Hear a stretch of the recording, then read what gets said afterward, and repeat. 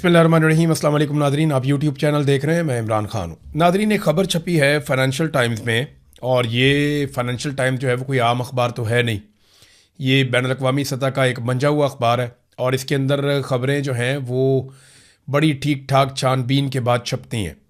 तो एक इन्होंने, क्योंकि दुनिया की सबसे बड़ी स्टोरी है कि इस वक्त ईरान और अमेरिका के बीच में जंगबंदी हो रही है, और स्विट्ज़रलैंड के अंदर इस मुआहदे के ऊपर दस्तखत होने जा रहे हैं।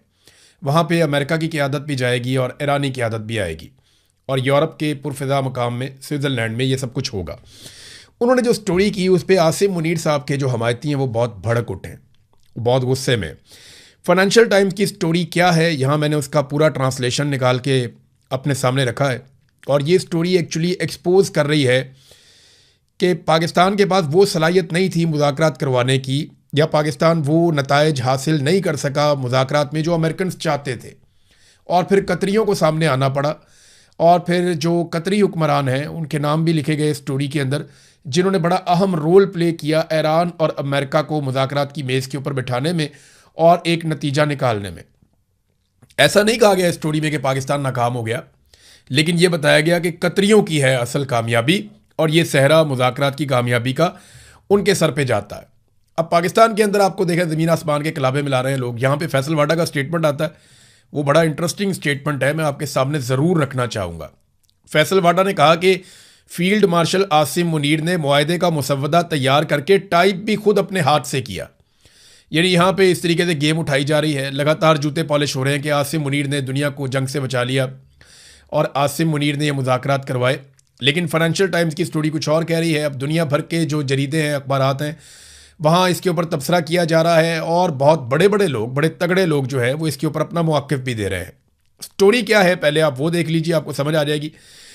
स्टोरी ये कहती है कि जी, अमेरिका और ईरान के दरमियान हतमी मुआहदा कतर ने करवाया है या पाकिस्तान ने करवाया है। इस पे फाइनेंशियल टाइम्स की एक बड़ी स्टोरी है। मुआहदा कैसे तय पाया, ये है जी मेन चीज़। और इसके अंदर उन्होंने पूरी स्टोरी में लिखा कि कितने उतार चढ़ाव आए। कई मरतबा मुआहदा बिल्कुल करीब पहुंच जाता था और फिर एकदम लड़ाई हो जाती थी। शुरू में पाकिस्तान इसके बीच में आया और पाकिस्तान ने एक सालिस के तौर पे काम किया, जबकि कतरी, मिस्री और तुर्की जो है वो पाकिस्तान की मदद कर रहे थे। लेकिन पाकिस्तान मतलूबा नताइज हासिल करने में कामयाब नहीं हो सका। चंद घंटे तो ऐसे भी रहे कि जिसमें कतरी सालसों को यकीन करने का मौका मिल गया कि शायद अब बहुत मुश्किल होगा, और कई दफ़ा उन्हें ऐसा लगा कि शायद अब मुश्किल टल चुकी है। फिर बहुत सारी स्टोरी के अंदर उतार चढ़ाव बताए गए कि जैसे ही मुज़ाकरात होते थे और चीज़ें करीब आती थीं, वैसे ही दोबारा से अमेरिका या इसराइल फिर से अटैक कर देते थे। कभी ईरान जवाबी अटैक करता था।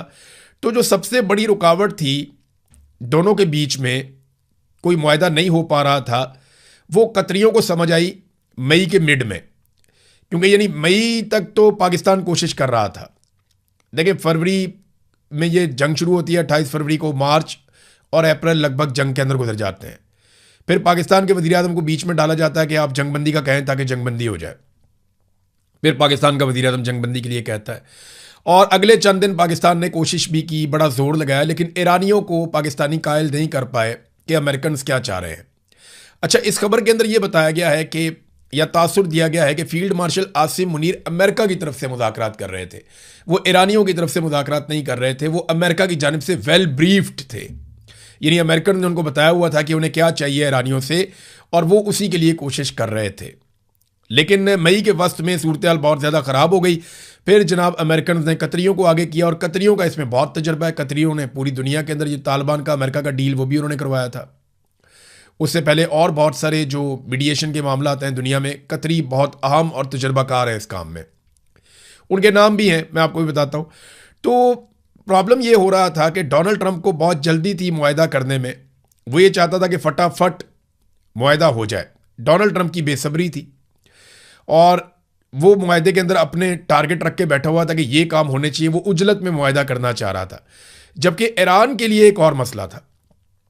उनके लिए मसला ये था कि वो इस मुआहदे को ईरानी निज़ाम में जायज़ और दुरुस्त तरीके से देखा जाए, ऐसा बनाए कि ईरानियों को लगे कि वो लड़ाई हारे नहीं है, और ये मुआहदा उन्हें जायज़ लगे, और ऐसा ना लगे कि कहीं उन्होंने हथियार डाल दिए। ईरानियों के लिए ये मसला था। दूसरा, ईरानियों के बारे में लिखा गया इस आर्टिकल में कि वो एक एक लफ्ज़ को गौर से पढ़ते हैं और अल्फाज को तब्दील भी करवाते हैं। वो बड़े शानदार, बड़े धीमे लहजे के और बड़े तरीके से चलने वाले, बड़े समझदार किस्म के मुज़ाकरातकार हैं। तो ईरानियों की तारीफ की गई इस आर्टिकल में, और ये खबर आती है कतरियों की जानिब से जो इस मुज़ाकरात का हिस्सा थे, या सोर्सेज जो इसके अंदर शामिल थे ईरान में, कतर में, पाकिस्तान में या अमेरिका में, उन सोर्सेज से फाइनेंशियल टाइम ने ये पूरी स्टोरी निकाल कर दी है। अब वो ये बताते हैं कि जनाब एक मौका ऐसा आया कि जब डोनाल्ड ट्रंप ने ईरानी तजावीज़ को कचरे का एक टुकड़ा करार दे दिया, और फिर उसके बाद वाशिंगटन ने कतर को कहा कि आप आगे बढ़ें, और मई के वस्त में ये लोग बीच में आते हैं। इनमें अली अस्सवादी और हमद अल कबीसी, ये दो अहम ऑफिशियल्स हैं, बहुत अहम लोग हैं कतर के। ये इस मुज़ाकराती अमल का हिस्सा बन जाते हैं और ये बार बार तेहरान के दौरे करते हैं। यानी ये ईरान गए और खुफिया तौर पे गए, इन्होंने किसी को नहीं बताया कि ये ईरान जा रहे हैं, इन्होंने खुफिया ईरान के दौरे किए, बार बार किए। अमेरिका को इस बात का पता था, लेकिन ये पब्लिक नहीं करते। कतरियों की एक खूबी ये है कि वो जो भी मुज़ाकरात करवाते हैं वो खामोशी के साथ काम करते हैं, वो अपनी पब्लिसिटी नहीं करते, उन्हें शोर डालने का शौक नहीं है, वो सिर्फ अपना टारगेट अचीव करते हैं। पाकिस्तान ने रोला ज़्यादा डाला हुआ था, काम पाकिस्तान कर नहीं पा रहा था इस आर्टिकल के मुताबिक। फिर उन्होंने कहा जी कि मुज़ाकरात अभी काफ़ी आगे बढ़े ही थे कि ईरान पर अमेरिका और इसराइल ने दोबारा हमला कर दिया और दोबारा से हालात ख़राब हो गए। और 2 मरतबा ऐसा हो चुका था कि जैसे ही मुआहदा चल रहा होता था, मुज़ाकरात चल रहे होते थे, तो बीच में हमला कर दिया जाता था और हालात ख़राब हो जाते थे।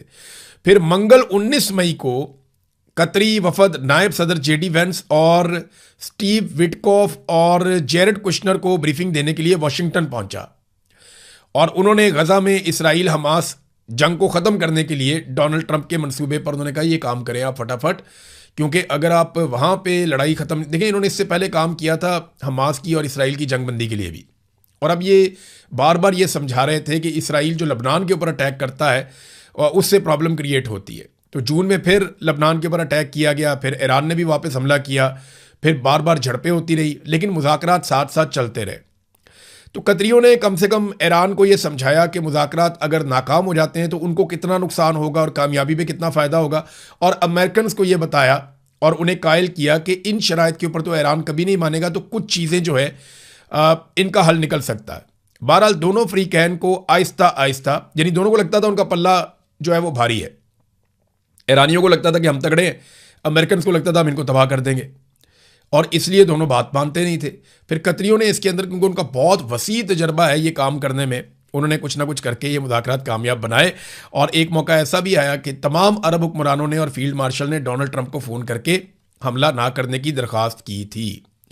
फिर इसके अंदर एक जुमला है जो ख़ास तौर पे मैं आपको बताना चाहूँगा कि ट्रंप के साथ फील्ड मार्शल के ताल्लुकात की बदौलत पाकिस्तानी अच्छी तरह से ब्रीफ्ड थे और इस अमल का चेहरा थे, यानी पाकिस्तानियों को सामने रखा गया था। लेकिन कतरियों ने खामोशी से दोनों फ्रीकैन को करीब लाने के लिए ज़्यादातर भारी भरकम काम किया। तो असल काम जो है वो ये आर्टिकल बता रहा है कि कतरियों ने किया है। क्रेडिट पाकिस्तान ही ले ले, बेशक पाकिस्तानी जाके वहाँ पे स्विट्ज़रलैंड के अंदर, क्योंकि देखें ना ये होना तो पाकिस्तान के अंदर था मुआहदा, अगर पाकिस्तान अमेरिका की खुशनुदी कर पाता या इसके लिए कोई नतीजा खेज़ पाकिस्तान इकदाम कर पाता। अब देखिए मैं आपको एक चीज़ बड़ी क्लियरली बताऊँ, ये मोहित पीरज़ादा साहब को सुन रहा था, उन्होंने भी यही बात की, तो बात ये ठीक है। हमारी जो मिलिट्री एस्टेब्लिशमेंट है ना, वो इस तरह ट्रेंड ही नहीं है कि वो मुज़ाकरात कर सके या बातचीत कर सके, उनके अंदर ये सलाहियत ही नहीं है। अगर उनमें ये सलाहियत होती तो बांग्लादेश थोड़ी टूट जाता, अगर ये सलाहियत होती तो वो इंडिया के साथ अपने मामलात बातचीत से हल कर लेते, सलाहियत होती तो अफ़गानिस्तान के साथ अपने मामलात बातचीत के साथ हल कर लेते, अगर सलाहियत होती तो पाकिस्तान के अंदर जो बलूचिस्तान से लेकर खैबर पख्तूनख्वा तक आग लगी हुई है वो आग ना लगी हुई होती, बातचीत करने की सलाहियत होती तो आज कश्मीर के अंदर लोगों का खून ना बह रहा होता। बातचीत करने की अगर सलाहियत होती तो पाकिस्तान तहरीक इंसाफ की मुखालफत में जो दर्जनों लोग कत्ल कर दिए गए, पाकिस्तान की मईशत का बेड़ा गर्क कर दिया गया, तो ये ना हो रहा होता। तो पाकिस्तान की एस्टेब्लिशमेंट में बातचीत करने की बिल्कुल कोई सलाहियत नहीं है, बिल्कुल नहीं है। ये सिर्फ बंदूक की ज़बान जानते हैं, मार कुटाई इनका काम है, मुकदमे दे दो, मार कुटाई कर लो, ये कर लो, वो कर लो, इसके अलावा कुछ नहीं कर सकते। बातचीत करने की सलाहियत इनमें नहीं है, अगर होती तो पाकिस्तान में आपको दिखाई देती। पाकिस्तान के हालात बता रहे हैं कि हम बातचीत करने की सलाहियत नहीं रखते। हाँ ये ज़रूर है कि अगर कोई हमें सामने कर ले तो एक्टिंग वैक्टिंग हम करके आ जाते हैं। तो इस पर अब पाकिस्तान में गुड्डी चढ़ाने की कोशिश की जा रही है। फील्ड मार्शल आसिम मुनीर की जनाब के हमारे डंके बज गए पूरी दुनिया में, वो बजेंगे भी, क्योंकि आपको फेस के तौर पे सामने रखा गया है। और कतरियों को ज़्यादा शौक नहीं है कि वो सामने आकर अपने गेम उठाएं, या कतरियों को ऐसी कोई मजबूरी भी नहीं है क्योंकि उनके मुल्क के अंदर उनकी हुकूमत और वो उनकी रहनी है, वो वहाँ पे तगड़े हैं और उनकी बादशाहत है, उन्हें प्रॉब्लम कोई नहीं है, तो वो अपना काम खामोशी के साथ करते हैं। तो पाकिस्तानियों को या पाकिस्तानी सरकार को या फील्ड मार्शल को ज़रा तारीफ़ों की ज़रूरत है कि हमें तारीफ़ें वारीफ़ें मिल जाएं। लेकिन ये जो फाइनेंशियल टाइम की स्टोरी है, इसके बाद जो गालम गलोच हो रही है फाइनेंशियल टाइम्स के ऊपर, जो लोग इस पर तबसरा कर रहे हैं उनके ऊपर भी हो रही है, और बहुत सारे टाउट्स छोड़ दिए गए हैं इस काम को करने के लिए। अच्छी बात यह है कि चले दुनिया में अमन आने जा रहा है, कोई भी लेकर आ रहा है, अमन आने जा रहा है। तो अब पाकिस्तान के अंदर कम से कम ये बहाना तो ख़त्म हो जाएगा ना कि हमने महंगाई इसलिए कर दी कि दुनिया में अमन नहीं था। दुनिया में कहीं कोई पटाखा चल जाए ना तो पाकिस्तान के अंदर चीज़ें महंगी हो जाती हैं। इनको तो बहाना चाहिए चीज़ें महंगी करने का, इनको तो बहाना चाहिए पाकिस्तानी लोगों का खून निचोड़ने का। लिहाजा कम से कम ये बहाना तो ख़त्म होगा। शहबाज शरीफ ने ना एक स्टेटमेंट दिया, उसके बाद मैं ये सोच रहा था कि हमारे जो मौजूदा हुक्मरान हैं पाकिस्तान में, इन जैसे झूठे तो हमने ना कभी पढ़े ना कभी देखे। यानी शहबाज शरीफ का आप स्टेटमेंट देखें, आप हैरान रह जाएंगे। ये एक्सप्रेस न्यूज़ के ऊपर छपा हुआ है। पहले आप स्टेटमेंट सुने, फिर मैं आपको बताता हूँ इन्होंने गेम क्या डाली। शहबाज शरीफ ने कहा यह मुमकिन नहीं कि अवाम कुर्बानी दें और अशराफिया मुराद हासिल करती रहे। आपको पता है इस बजट के अंदर इन्होंने जो बड़े बड़े इदारों को छूट दी है उसका ये बताते ही नहीं है कि इन्होंने किसको कितनी छूट दी है। अशराफिया को ये बताते ही नहीं है कि कितनी बड़ी बड़ी कंपनीज को, बड़े बड़े इदारों को इन्होंने कितना कितना अरब का टैक्स का छूट दिया। ये बताते ही नहीं है कि फौजी फाउंडेशन को इन्होंने और उसके झेली इदारों को इन्होंने कितनी छूट दी है टैक्सेस के अंदर। ये नहीं बताते। गरीब आदमी को कहाँ पे छूट दी है? गरीब आदमी के बाद छोटी मोटी जो सब्सिडी होती थी वो भी छीन ली। पेट्रोल इस वज़ीर आज़म ने 70 रुपए लीटर करना था, 170 रुपए वो पेट्रोल के ऊपर लेवी ले रहा है। यानी जितने रुपए का लीटर करना था उससे इमरान खान के दौर में पेट्रोल जितने रुपए का बिक रहा था ना, उससे ज़्यादा तो ये लेवी ले रहे हैं। सिर्फ पेट्रोल की कीमत तो उसके बाद है, बाकी टैक्सेस उसके बाद है। तो ये लोगों को बेवकूफ़ बनाते हैं कि गरीब आदमी के लिए इन्होंने ही कहा था ना कपड़े बेच देंगे, लोगों को आटा देंगे, रोटी देंगे, लोगों को सहूलियात देंगे। इन्होंने ही कहा था कि 300 यूनिट तक बिजली का बिल हम अदा करेंगे, आप अदा नहीं करेंगे। बेड़ा गर्क कर दिया पाकिस्तान की मईशत का। 1 यूनिट भी इस्तेमाल होता है, 2 यूनिट भी इस्तेमाल होते हैं तो हज़ारों में बिल आ जाता है। फिक्स चार्जेस इन्होंने लगा दिए हैं, लेवियाँ ये वसूल कर रहे हैं, एक के बाद एक टैक्स आम आदमी के ऊपर लगाते चले जा रहे हैं। वो कहते हैं जनाब अशराफिया जो है वो टैक्स देगी। शहबाज शरीफ का बयान कि अशराफिया मुराद हासिल करती रहे और अवाम कुर्बानी दें, ये मुमकिन नहीं है। अवाम के लिए आपने कौन से प्राइवेट जेट लिए हैं? अभी इस साल के बजट में 9 अरब रुपया रख लिया पंजाब हुकूमत ने प्राइवेट जेट के लिए। मुझे बताएं ना ये पैसा किसका है? ये जो आप जहाज़ लेते हैं, जो आप सैर सपाटे करते हैं, पूरी दुनिया में आप वीवीआईपी बन के घूमते हैं, जो प्रोटोकॉल्स आप ले रहे हैं, जो अपनी तनख्वाहों में आप इजाफा कर रहे हैं, ये सारा कुछ आप क्यों कर रहे हैं? आम आदमी की तनख्वाह कितनी बड़ी है और वज़रा की तनख्वाह कितनी बड़ी है, ज़रा ये आपको मैं थोड़ी सी एक झलक दिखाता हूँ। आपके 14 तबक रोशन हो जाएंगे जो पाकिस्तान के साथ इन्होंने किया है। अब आ जाए जी मरियम नवाज के दौर के अंदर इन्होंने वज़रा की तनख्वाहें कितनी बढ़ाई और आम जो MP है उनकी तनख्वाह कितनी बढ़ाई है। तो ये देखें जी 76,000 रुपये से बढ़ाकर 4 लाख रुपए कर दी। यानी जो तनख्वाहों में इजाफा किया गया वो 426% इजाफा किया गया। 1 जनवरी 2025 से नाफिज किया गया, तब तो और भी बढ़ गई। 426% तनख्वाह बढ़ाते हैं MPA की और आम पाकिस्तानी की तनख्वाह बढ़ाते हैं 7%। वज़रा की तनख्वाहें कितनी बढ़ाते हैं? 860%। 860%। और आपकी तनख्वाह कितनी बढ़ी है? 7%। एक 860, एक तरफ सिर्फ 7, इतनी तनख्वाह बढ़ाते हैं। स्पीकर पंजाब असेंबली की तनख्वाह इन्होंने बढ़ाई कितनी? 1.25 लाख से बढ़ा के 9,50,000 कर दी। डिप्टी स्पीकर की 1,20,000 से बढ़ा के 7,75,000 कर दी। और बाकी सबकी तनख्वाहों में भी 400% से लेकर 600% तक इजाफा कर दिया। ये इजाफा किया गवर्नमेंट ऑफ पंजाब ने। वफाकी हुकूमत ने भी इसी तरह इजाफा किया। 2025 में वफाकी वज़रा और मुशीरान की तनख्वाहें जो हैं वो 2 लाख रुपए से बढ़ाकर 5,19,000 रुपए तक कर दी गई। लगभग 200% के करीब इन्होंने या 2.5 गुना इन्होंने तनख्वाहें बढ़ा दी। आपकी तनख्वाह कितनी बढ़ती है? 7%। उनकी कितनी बढ़ती है? 250%। कितना फ़र्क है? तो ये अपनी तनख्वाहें ऐसे बढ़ाते हैं, फिर ये कहते हैं जनाब अशराफिया को हम कुछ नहीं देंगे और गरीबों को हम देंगे सारा कुछ। आप लोगों को बेवकूफ़ समझते हैं। हम बैठे हैं ना लोगों को डाटा बताने के लिए, क्योंकि हम गरीबों में से ही उठ के आए हुए हैं। हम उन्हीं के लोग हैं और हम आपको बताएंगे। और हर आदमी को इसके ऊपर पढ़ना चाहिए, लिखना चाहिए, बोलना चाहिए। आज सोशल मीडिया का दौर है, आप सारे ये आवाज़ उठाएं कि MPAs की, MNAs की, मिनिस्टर्स की, सेनेटर्स की, इनकी तनख्वाहें बढ़ी हैं जब से ये सरकार आई है। 400-400%, 600-600%, 900-900% तक इनकी तनख्वाहें बढ़ी हैं। और महंगाई भी इसी रफ्तार से बढ़ी है। आपकी तनख्वाहें कितनी बढ़ाई गई?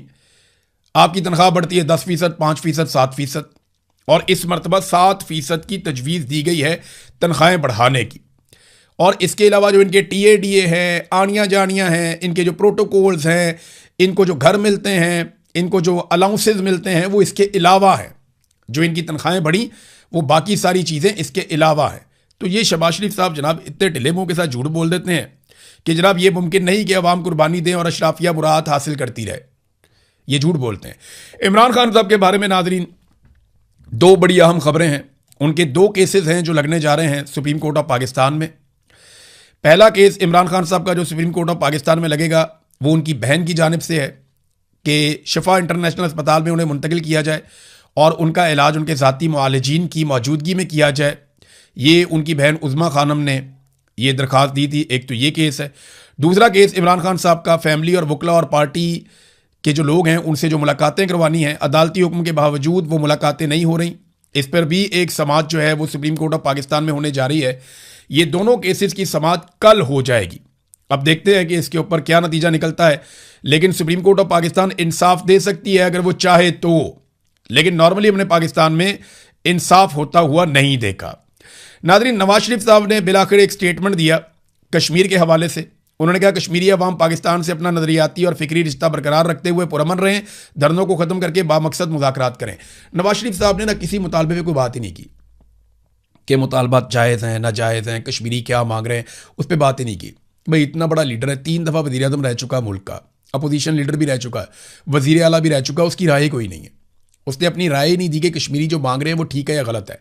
कश्मीरी अपने हकूक़ के लिए पुरअमन तरीके से एहतजाज कर रहे हैं, वो ठीक है या गलत है वो बात ही नहीं करते। मिलिट्री एस्टेब्लिशमेंट का चमचा बनकर रह गए मियाँ नवाज शरीफ साहब। ये उनकी हालत हो गई। और अब वो गोल मोल स्टेटमेंट जारी कर रहे हैं कश्मीर के बारे में सिर्फ इसलिए कि आने वाले दिनों में कश्मीर में इलेक्शन है। और मियाँ साहब की जो दुर्गत बनी है पहले पाकिस्तान के इलेक्शन में कि उन्हें एक किराए की सीट दी गई, वो भी आधी रात को RO तब्दील करने के बाद यास्मीन राशिद ने मियाँ साहब को नाकों चने चबवाए हैं। मियाँ साहब की नाक रगड़ी है ज़मीन के ऊपर, यास्मीन राशिद ने तबाह करके रख दिया, बर्बाद कर दिया। लेकिन मियाँ साहब जाली सीट के ऊपर, चोरी की सीट के ऊपर आकर बैठ गए ढीठों की तरह। और अभी भी मियाँ साहब वहीं पे बैठे हुए हैं लास्टिक की शलवार पहन के। जो उन्हें मिलिट्री एस्टेब्लिशमेंट कहती है मियाँ साहब आगे कह देते हैं। अब कश्मीर पे गोल मोल स्टेटमेंट इसलिए दिया क्योंकि कश्मीर में भी आगे इलेक्शन आ रहा है। ख्वाजा आसिफ साहब की नाज़रीन गैरत जागी है। ख्वाजा आसिफ साहब ने एक बात की, उसका जवाब असद कैसर ने दिया। पहले ज़रा सुने ख्वाजा आसिफ ने बात क्या की। ख्वाजा आसिफ ने कहा कि हम असद कैसर के घर ISI अफसरान की मौजूदगी में बिल्स की नोक पलक दुरुस्त करते थे। ये ऐसा कहा जैसे ये रोज़ करते थे। लेकिन वहाँ पे जो असद कैसर है उसने ये कहा कि ISI अफसरान FATF बिल पर अपनी इनपुट दे रहे थे, ये हुआ था मेरे घर पे।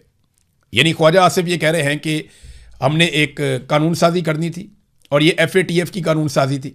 हम गए इनके घर में असद कैसर साहब के, और वहाँ पे ISI के अफसरान बैठे हुए थे और उनकी मौजूदगी में हम इस पे काम कर रहे थे और वो अपनी इनपुट दे रहे थे। असद कैसर कहते हैं जी बिल्कुल ये तो FATF का मामला था और उनकी इनपुट की हमें ज़रूरत थी। इंस्टीट्यूशनल मेमोरी एक होती है, उनको हमने बुला लिया था, उनसे हमने काम लिया था। देखिए जो ब्रीफिंग है वो मंगाई भी जा सकती है। आप ये कह सकते हैं कि हमें ये चीज़ों की ज़रूरत है, आप आकर हमें बताएं। लेकिन फ़ौज की सियासत में मुदाखलत है, इससे इनकार नहीं किया जा सकता। इमरान खान के दौरे हुकूमत में भी थी, गलत थी, नहीं होनी चाहिए थी। लेकिन और इमरान खान साहब को इस बात का इदराक भी हुआ।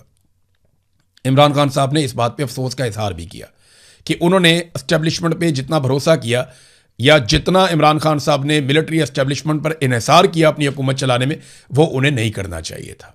इमरान खान साहब ने खुद इस बात के ऊपर एतराफ़ भी किया। तो इमरान खान साहब ने तो एतराफ़ कर लिया। जब ख्वाजा आसिफ साहब एतराफ़ कर रहे हैं, उनका ज़मीर जाग रहा है कि जनाब वहाँ ISI वाले बैठे थे। उस टाइम ख्वाजा आसिफ साहब को क्या हुआ था? तब तो आप इनकलाबी होते थे, तब तो मियाँ साहब इनकलाबी होते थे। बाहर निकल कर बताते ना कि अंदर ISI के अफसर बैठे हुए हैं, वो हमारे से कानून साजी करवा रहे हैं। आज ख्वाजा आसिफ ने यह बात क्यों की? वो इसलिए की कि वो PTI को और अपने आप को एक जैसा आज के दौर में दिखाना चाहते हैं। ख्वाजा साहब दौर बहुत आगे निकल गया है। ख्वाजा साहब कहते हैं मेरा ज़मीर जाग गया, इसलिए मैं ये बता रहा हूं कि ISI के बंदे वहां बैठे हुए थे जहां पे मैं कानून साजी कर रहा था। तो ख्वाजा साहब गलतियां तो सबसे होती हैं, तो गलतियों को ठीक भी करना चाहिए ना। आज आप बड़े फख्र से कहते हैं जनाब हाइब्रिड सिस्टम, दोगला निज़ाम चल रहा है, फौज और हम मिलकर सारे काम कर रहे हैं। आज सारे काम में आप कहते हैं आसिम मुनीर बराबर के शरीक हैं।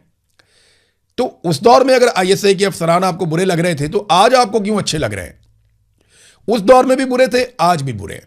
असूल है तो फिर एक ही होना चाहिए। और दूसरी बात यह है कि अगर आपका ज़मीर जाग रहा है तो ज़मीर को ज़रा थोड़ा सा और झंझोड़ें और यह बताएं कि 3 मरतबा आप एमएनए कैसे बने। आप ये बताएं कि जनरल बाजवा ने आपको एमएनए कैसे बनाया था। आप ये बताएं कि जनरल आसिम मुनीर ने आपको एमएनए कैसे बनाया। आप ये बताएं कि रेहाना डार के मुकाबले में आपको जाली फॉर्म 47 कैसे जारी किया गया। जब टीवी चैनल ने बता दिया कि आप इलेक्शन हार चुके हैं, आप फारिग हो गए हैं, तो फिर आप रातों रात इलेक्शन कैसे जीत गए?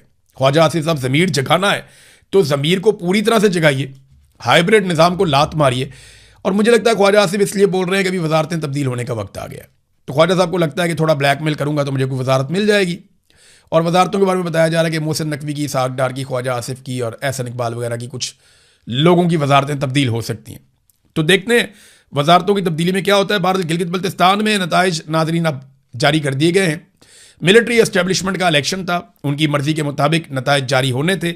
नताइज के मुताबिक पीपल्स पार्टी 11, नून लीग 6, IPP 4, PTI 2, PTI के आज़ाद उम्मीदवार। बहुत सारी सीटें तो उनसे छीन भी ली, पीपल्स पार्टी को भी दे दी, PMLN को भी दे दी, और MWM 1 सीट। तो कुल 24 नशिस्तें, 12-13 नशिस्तें आपको चाहिए। तो 11 तो पीपल्स पार्टी के पास है। अगर वो IPP को अपने साथ मिला लें, पीपल्स पार्टी वाले जो 4 आज़ाद उम्मीदवार है वो चारों IPP में चले गए। IPP खुद एक भी सीट नहीं जीती और चारों आज़ाद उम्मीदवार वो पीपल्स पार्टी में चले जाते, उनकी हुकूमत बन रही है, या PMLN में चले जाते, वो मिलकर हुकूमत बना लेते। लेकिन नहीं, वो IPP के अंदर गए क्योंकि उन्हें वहां का रास्ता दिखाया गया कि उधर चले जाओ, पैसे भी उधर है, वही आपको वजारतें लेकर देंगे। तो जनाब 4 उम्मीदवार चले गए गिलगित बल्तिस्तान के जो आज़ाद जीते थे, IPP में चले गए और अब वो पीपल्स पार्टी के साथ मिलकर हुकूमत भी बनाएंगे। नाज़रीन, बजट की बात हो रही थी तो ज़रा थोड़ा सा मैं आपको और बता दूं बजट के बारे में कि पंजाब हुकूमत का है। पंजाब में सेहत और तालीम का जो बजट है वो 232 अरब रुपयों से मजीद कम कर दिया गया है। सेहत और तालीमी जो तरक्याती बजट है उसका 58% कम कर दिया गया है। ये नाजरीन बजट में VIP जहाज़ के लिए 9 अरब रुपए होंगे। अब आप अंदाज़ा करें कि ये हमारी प्रायोरिटीज़ हैं कि तालीम और सेहत, इन 2 चीज़ों के बगैर कोई मुल्क आगे नहीं बढ़ सकता। तो तालीम और सेहत पे जो तरक्याती बजट है उसमें कट लगा दिया गया 58% का। पंजाब के अंदर 58% का कट लगा दिया गया। तालीम और हेल्थ, इनके अपने बच्चे बाहर जाएंगे, बाहर पढ़ेंगे, इनके अपना सेहत का सारा मामला पाकिस्तान से बाहर है। अपने अस्पताल पाकिस्तान में बनाए हुए हैं, वहां पे अपनी मर्जी के डॉक्टर रखे हुए हैं और जब दिल करता है इलाज के लिए पूरी दुनिया में जाते हैं। तो आम आदमी का क्या बनेगा? उसका तो बजट काटते जा रहे हैं, काटते जा रहे हैं, जेब भी काट रहे हैं, बजट भी काट रहे हैं, सहूलत भी नहीं दे रहे, पैसा भी छीन रहे हैं। अब तक के लिए इतना ही। अपना ख्याल रखिएगा, अपने चैनल का भी। अल्लाह हाफ़िज़।